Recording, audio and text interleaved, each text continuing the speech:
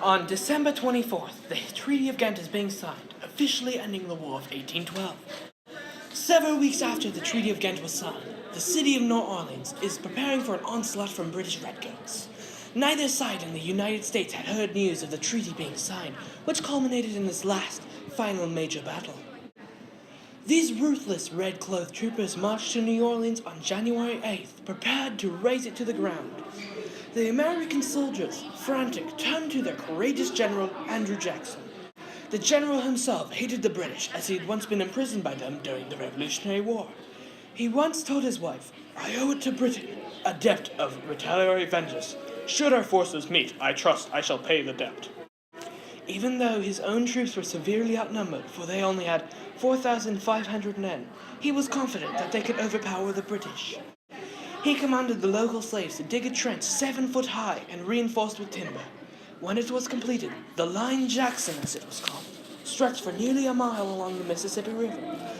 Andrew Jackson declared to his men, "Here we shall plant our stakes and not abandon them until we drive these redcoat rascals into the river or the swamp."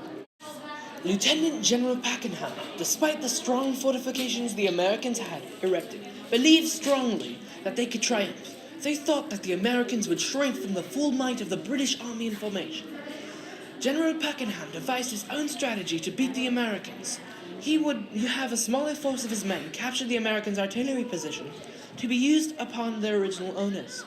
With this distraction in place, the remaining troops would charge up the canal and besiege the trench lines. At daybreak on January 8th, General Pakenham's small group of soldiers attacked the west bank of the Mississippi River, while a larger contingent of 5,000 men attacked the front of the trench.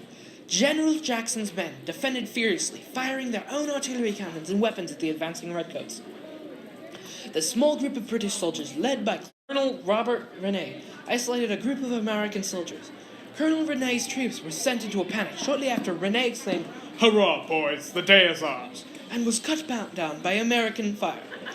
With their leader dead, they ran, only to be cut down by musket balls and grape shot. Pakenham's original plan was to attack under the cover of the morning mist. However, the mist had burned off and left them in full view of marksmen. Cannon fire soon carved huge gaps in the formation of the British army. Jackson's Minutemen, who had perfected their aim hunting down wildlife, fired upon the British with sickening accuracy. The Americans won a great battle that day. An American major, Howell Tatum, described the casualties as truly distressing.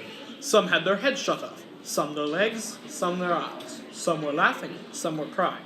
There was every variety of sight and sound.